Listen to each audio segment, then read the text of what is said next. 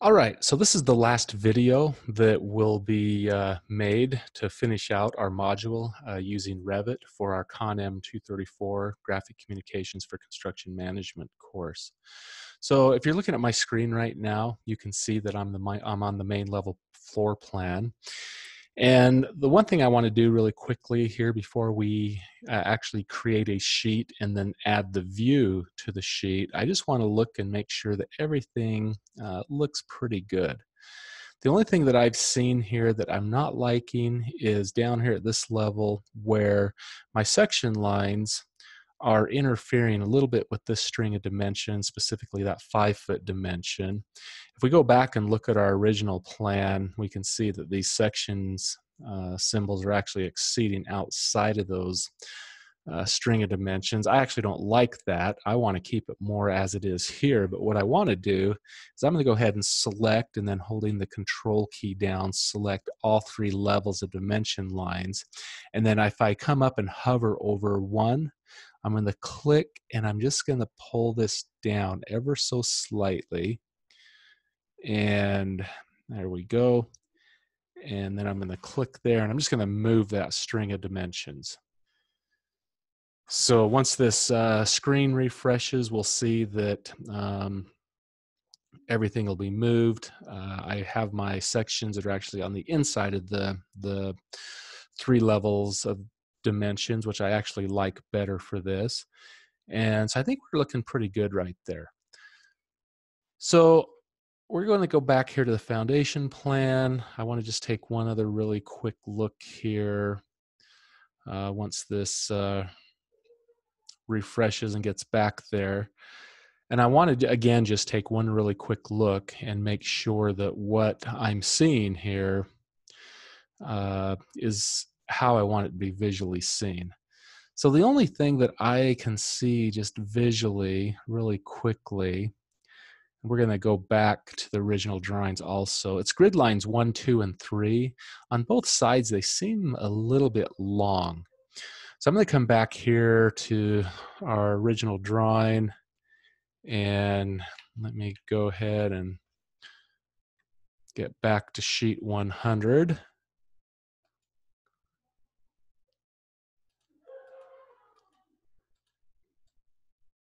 Okay. And yeah, you can see that more or less, I think over here on the right hand side, my length's pretty good. This side seems a little bit shorter. Now I know I'm going to run into a little bit of a problem here, simply because I think when I did these dimensions, I actually dimensioned to the grid line and not to the actual foundation wall. So what's going to happen here is if I select the grid line here, and I'm going to go to shorten it, so I'm going to activate one. And if I click right here, now take note that we got this little padlock. This little dotted line that comes down that padlock just simply means that whatever I do to grid line 1, grid lines 2 and 3 are going to follow suit. So if I click right here, holding my left mouse button down and go to the right, what we're going to see is, we should see it here in just one second, we're going to see that not only are those grid lines going to start shortening, but they're actually in fact going to start moving the dimension lines down as well.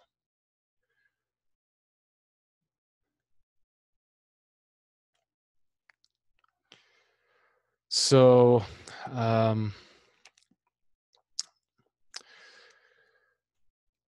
let me try that one more time. You can see my computer's just, I don't know what it's quite doing there, but you can see as I'm shortening this now that it's actually in fact moving those dimension lines. Like I'm going to go ahead and click right there, and as soon as this refreshes once again,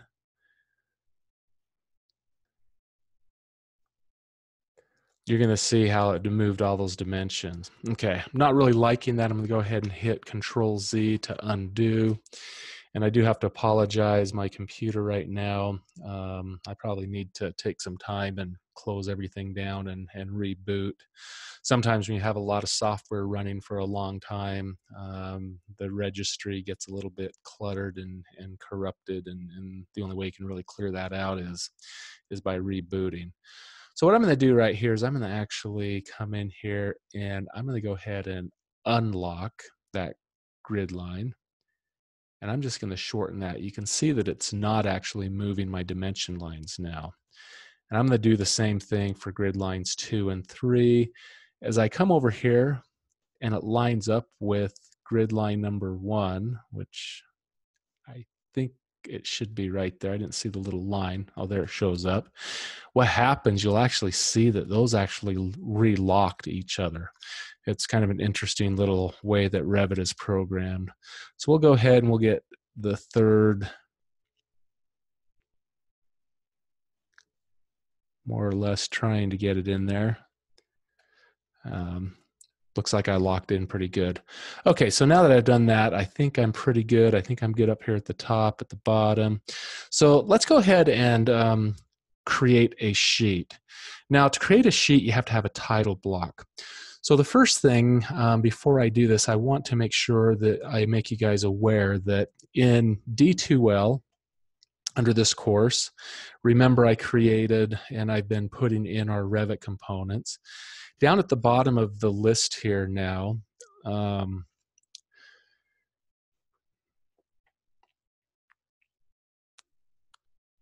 okay, that's okay. It's refreshing now. Just some weird things going with the computer right now. Okay, so you can see down here at the bottom, I've got the ArcD title block CMU ConM 234. That's the name of that file. So that is available for you if you don't have access to Bluebeam Studio. And then in Bluebeam Studio, once again, if I can get over here to my folder that's for the Revit components, there we go.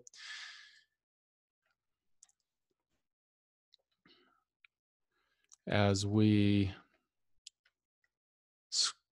start looking down here towards the bottom, I think this is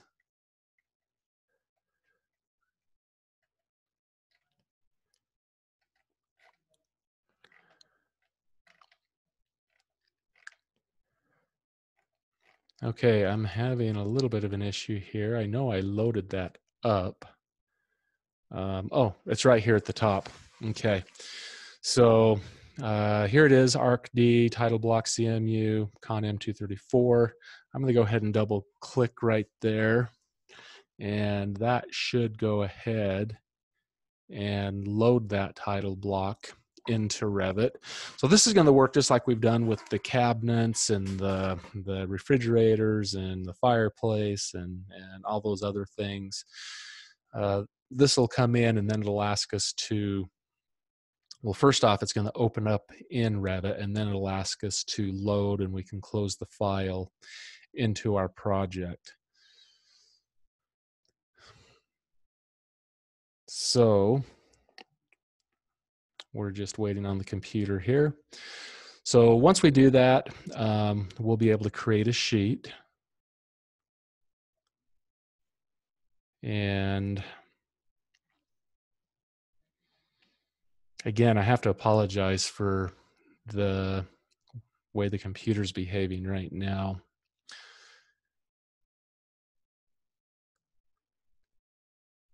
So let me just keep talking while this is loading. So again, we're going to create sheets. Those sheets we'll add our views to. We will, once those sheets are on those views, we'll manipulate and place those views in the positions that we think actually looks best. And again, by the time we get done with this video, what our goal will be is to actually upload or print a combined file of both sheet 100 and 200, and that will be what you turn in.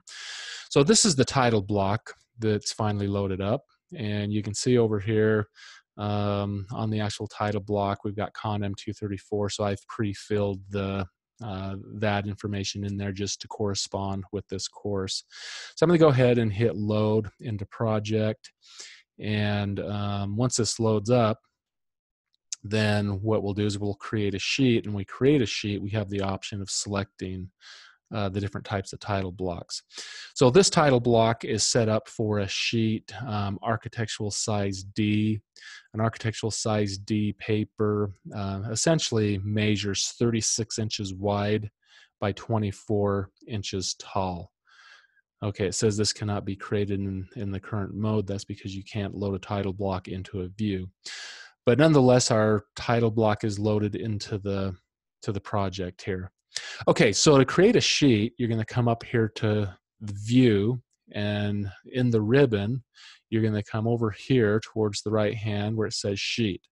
So we're just going to go ahead and click on this, and it's going to ask us what sheets we want to load in there. Now it looks like I may have had another one already in this project, but we want the ArcD title block, ConM, CMU ConM 234. So I'm going to go ahead and hit load on that. And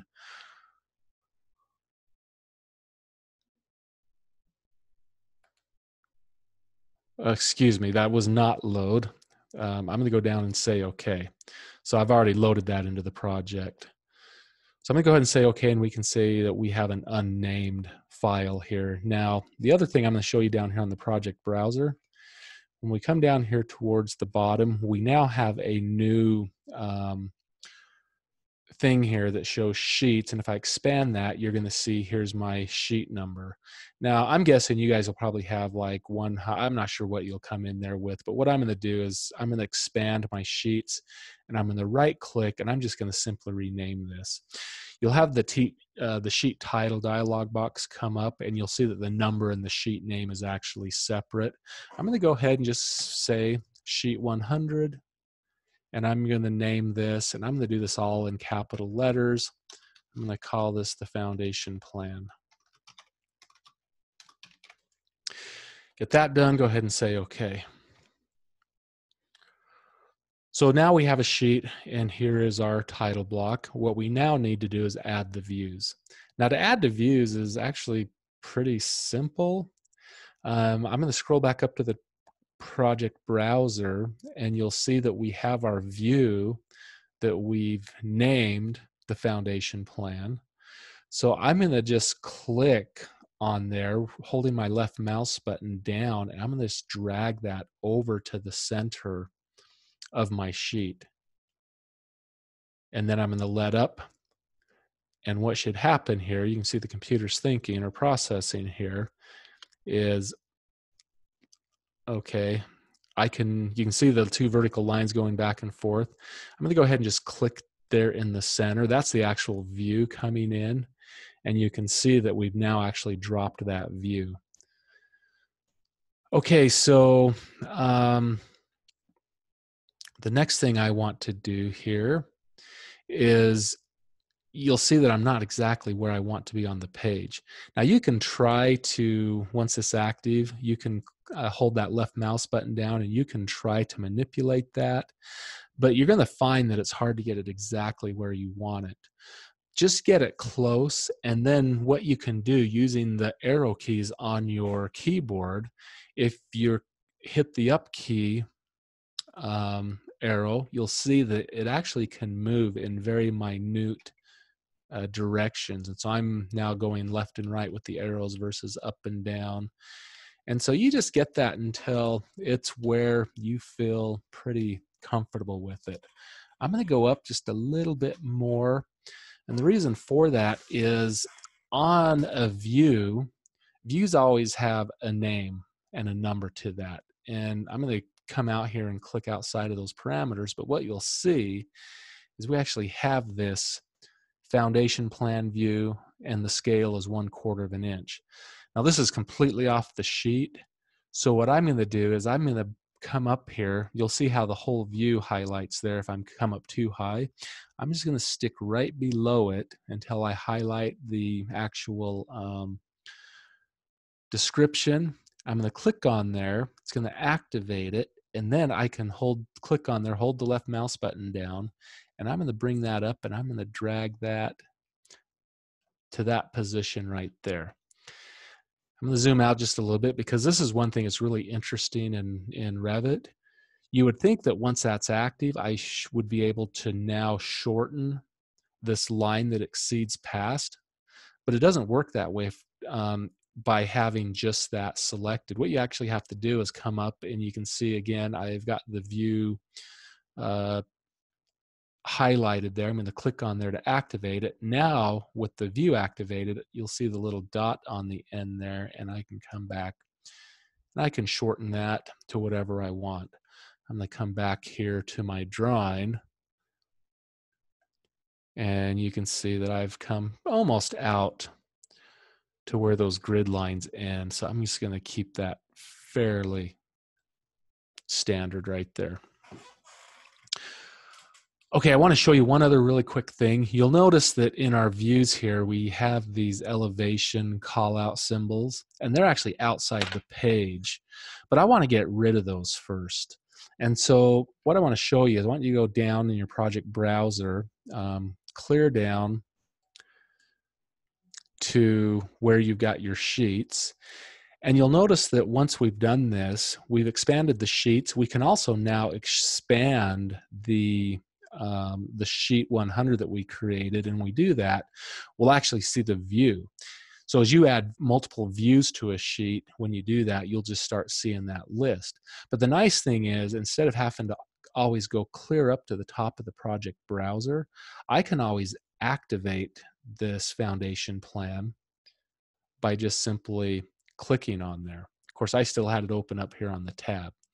But I want to go back to the view off of the sheet, and I want to turn off these 4 elevation symbols.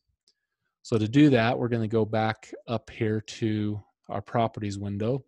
We're going to go to our visibility graphics. And once our dialog box comes up, we're going to come to the annotation category.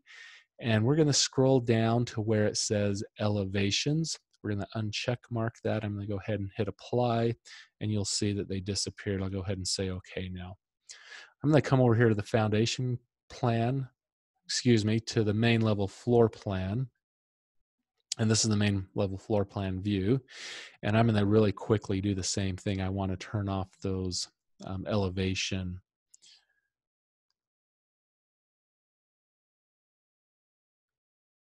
tags. So here we go, elevation right there. I'll go ahead and just say okay.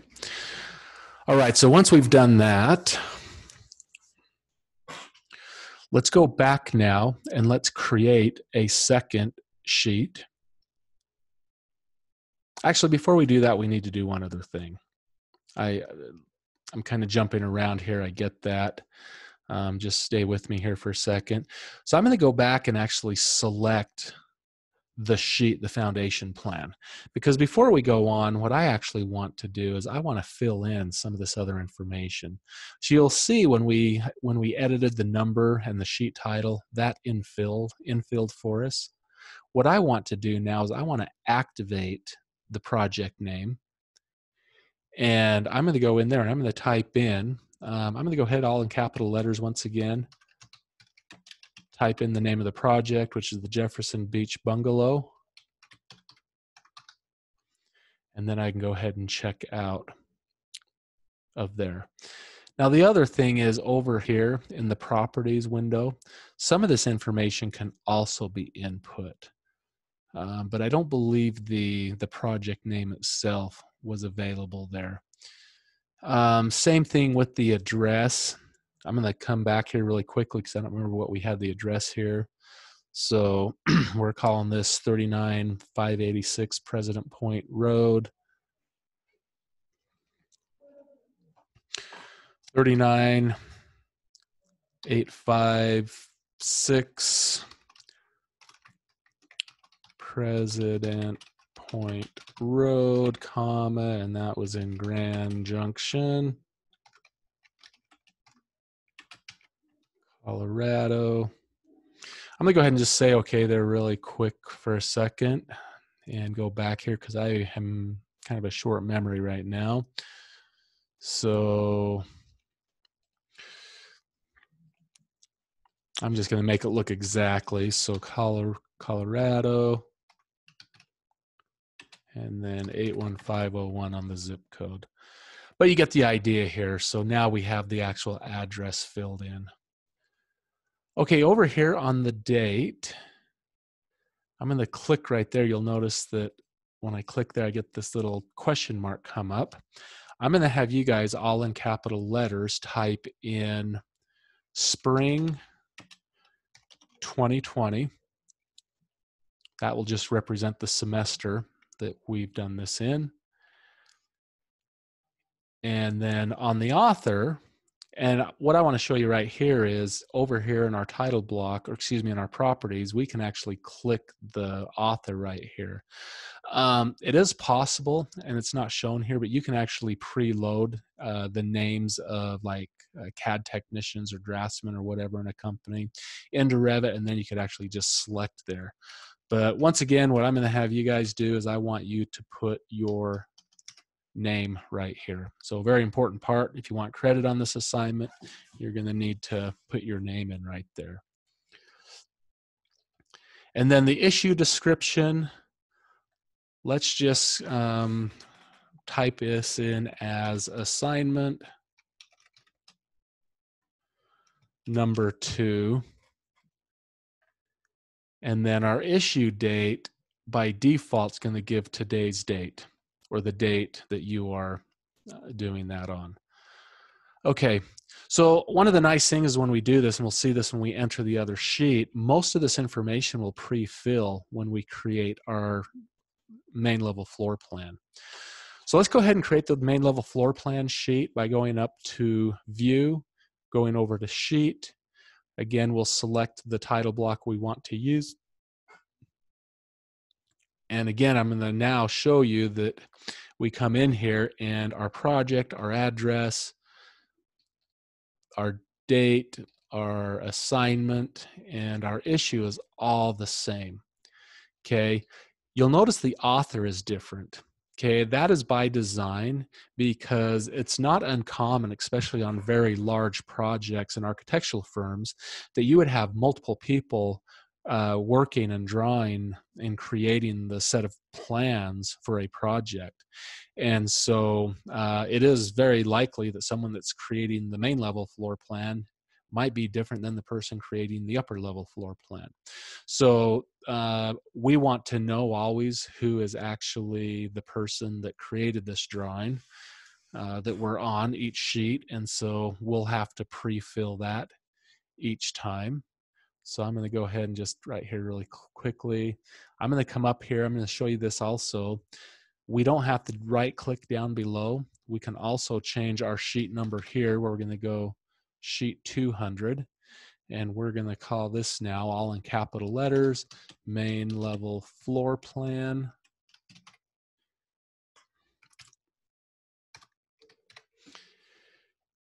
And then I'm going to go ahead and put myself in here as the author. I'm just going to really quickly here on the down arrow, you'll notice that my name's actually in there right now, so you can pre-fill it that way.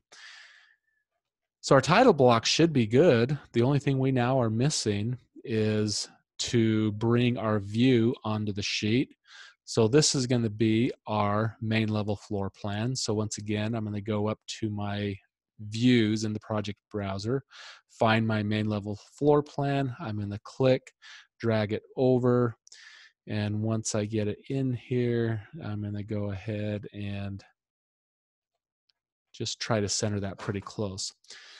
Now you'll notice that we don't have near the constraints like we did on the other drawing, and that's simply because if you recall on the other drawing we had our grid lines and we had our pier foundations that we're not showing any of that on this main level floor plan. So once I get to this point here, I'm just looking at this and I'm feeling pretty good. Where I have a little bit more space, I'm going to actually take that detail, name, and description down. And then once again, I can still highlight everything here and I can use my arrow keys just to get it ever so however I want it. And that's all there is to actually creating the sheets. with the views. And so you can have multiple views on a sheet. In fact, some detail sheets I work where you have anywhere between 30, I've seen as many like 40 details on large sheets. But when you're into floor plans and different things like that, you're going to be more, you're going to have actually less for that's going to appear on there. So really, I'm liking what I'm seeing here, and hopefully you're liking what you're seeing on yours. So I'm going to do a really quick save as here. We don't want to lose any of our work that we've just done here. So the final thing that we'll need to do is to actually publish this to a PDF file. And then once you've done that, here in a couple of weeks, actually I'll probably do it either this weekend or the first part of next week, I will send everyone an email that you will reply to and then attach the PDF file. Now keep in mind as we do this, I am looking for a single PDF file, and that PDF file will contain both sheets, sheet 100 and sheet 200.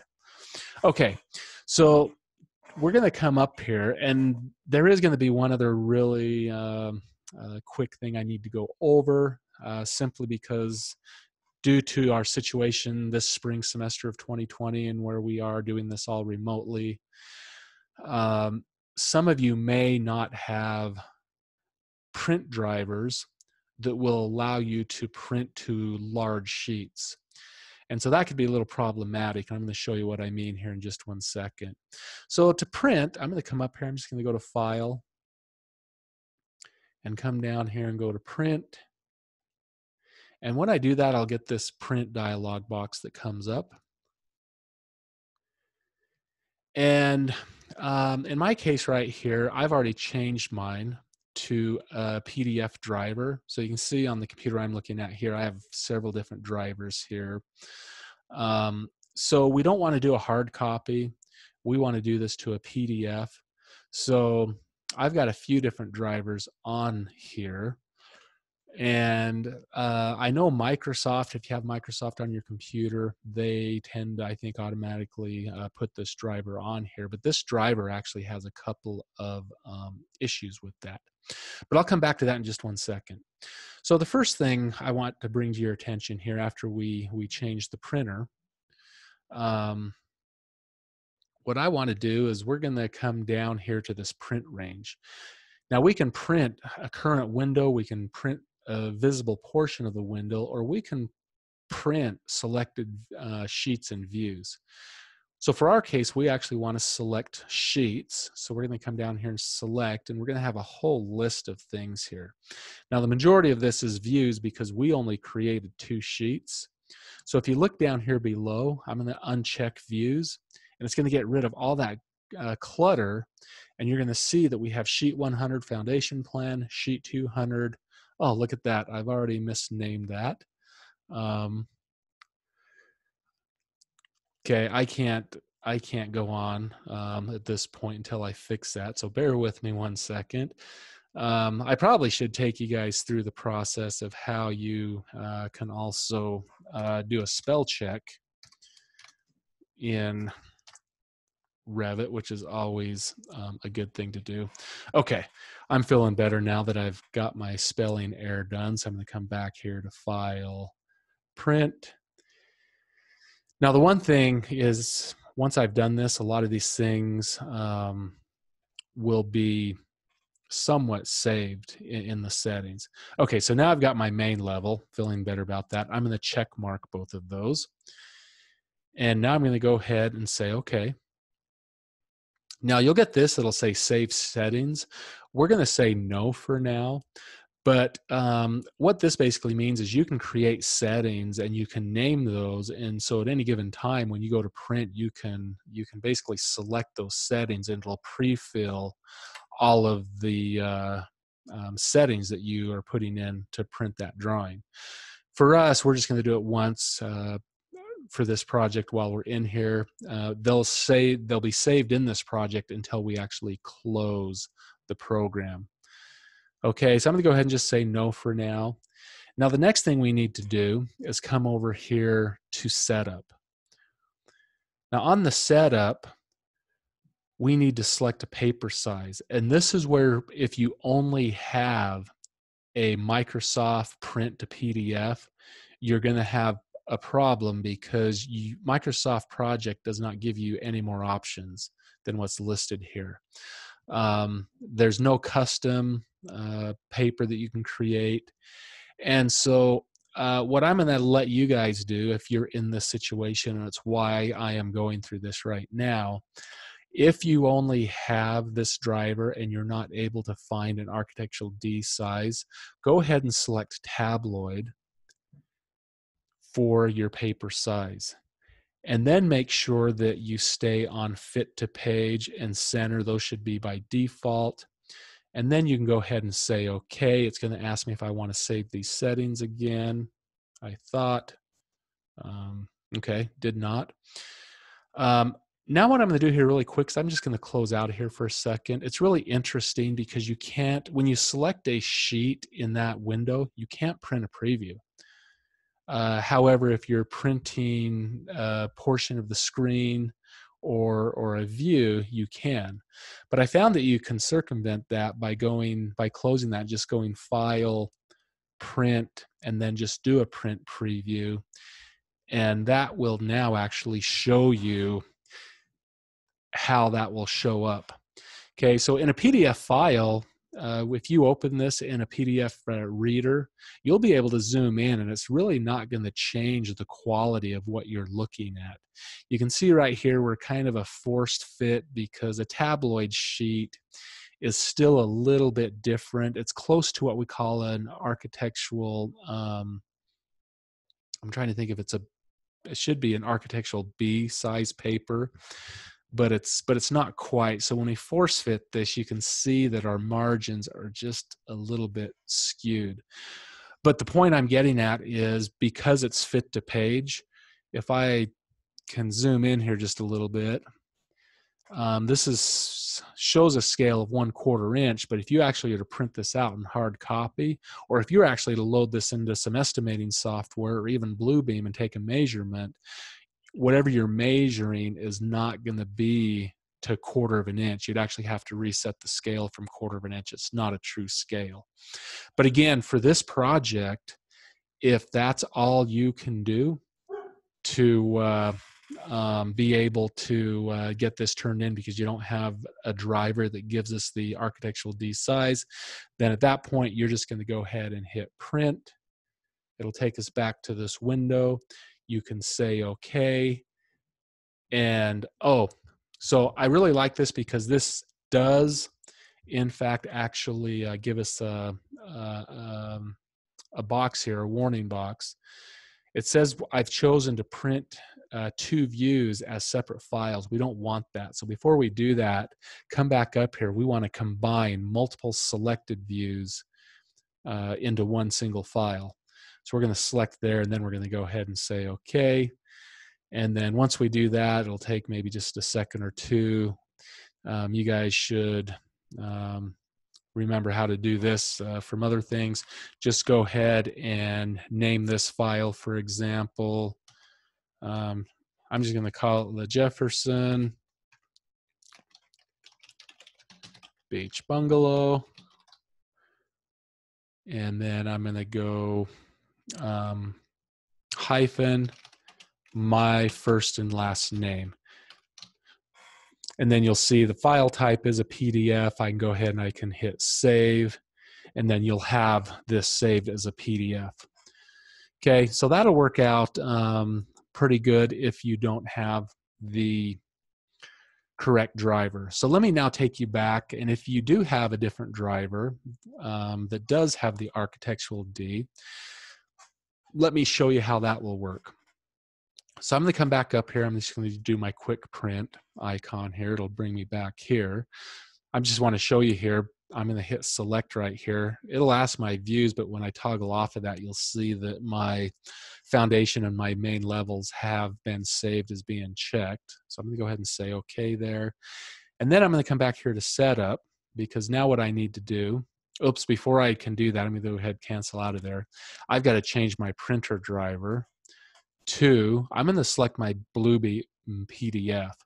I honestly like my Bluebeam PDF driver when I'm printing plans, simply because Bluebeam is a software designed for large format plans. And so I just think it's a better driver. It's probably the best driver for creating PDF.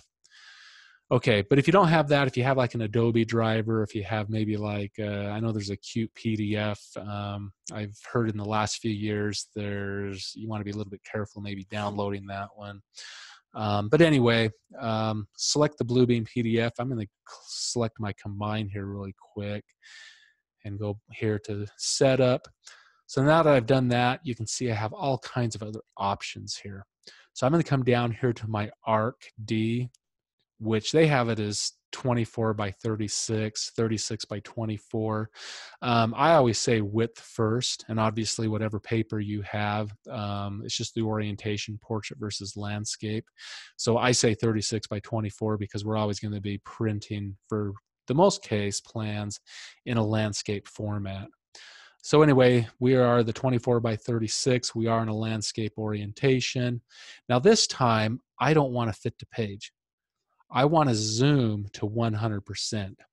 So Revit actually has an interesting thing where if I go fit to page and I go ahead and print this, depending on how the margins are set here, I have seen pretty much straight across the board that you get about an 8% reduction in the scale size when printing to an architectural D. And so essentially when you say fit to page, your computer is basically forcing the scale down a little bit to fit onto the page. We don't want that. We want everything zoomed to 100%. Okay, that'll keep our scale correct when we, or if we're to download the files to do some type of scaling, either by a hard copy printout or if we're doing it on some digital software. Okay, so once I have that all done, let me just look here. I think I've got everything that I want. I'm going to go ahead and say okay.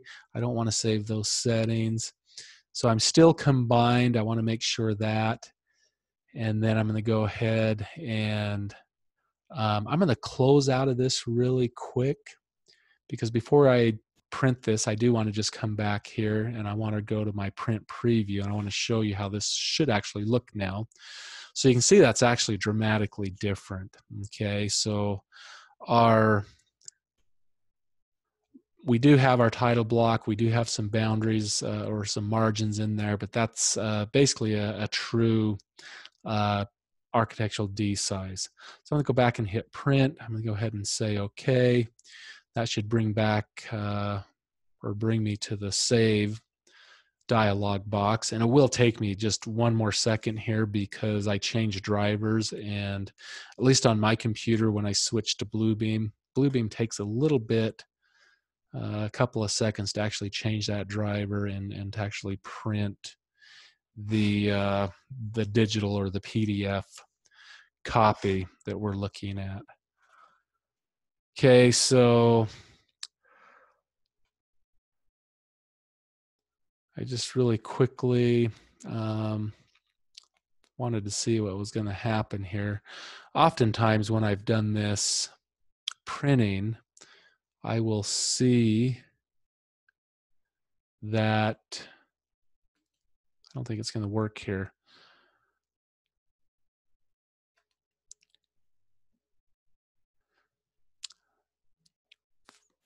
There has been on a few occasions, once I get done printing something to a PDF, I automatically, it automatically opens up into my Bluebeam viewer. And so that's what I was trying to make happen here. Let me see. I'm still fighting with the computer here a little bit, so just bear with me. Let me see if I can go ahead and open my file here. I just wanted to really quickly show you how this is going to appear in Bluebeam Review when that all happens. And oh, and I know what's happening. I'm getting ahead of myself. So let me actually bring this back. This is actually the box. So the nice thing about Bluebeam here, it actually is asking me to save it to my file name. I'm going to go here and put a 01 next to that because I already created, if you look up here, now I've got a couple of windows going on here, but in my open box, I've got the one that I created in the tabloid view. So I'm going to go ahead and do that. I'm going to save it. Once I save that, you can see that my Bluebeam is going through. It's converting that file. And once this is all said and done, we'll look at it here and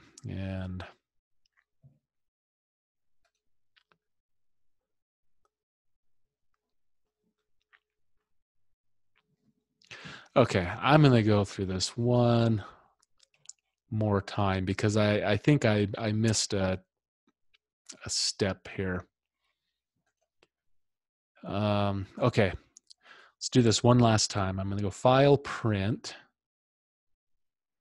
and then I'm going to go ahead and say, okay, none of my settings should have changed. And as soon as that dialog box comes up,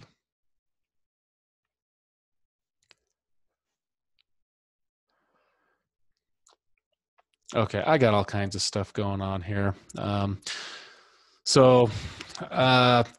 Bluebeam is actually now opening up my file, so you can see right here. Here's the one I just created, Jefferson Beach Bungalow, my name. Here's the 01. And now you can see that here is sheet number 100. And if I go to sheet number 200, it is all the same file. Let me go to, I was going to try to get to a different setting, so I'm on scroll mode. And there we go. So on the scroll mode here in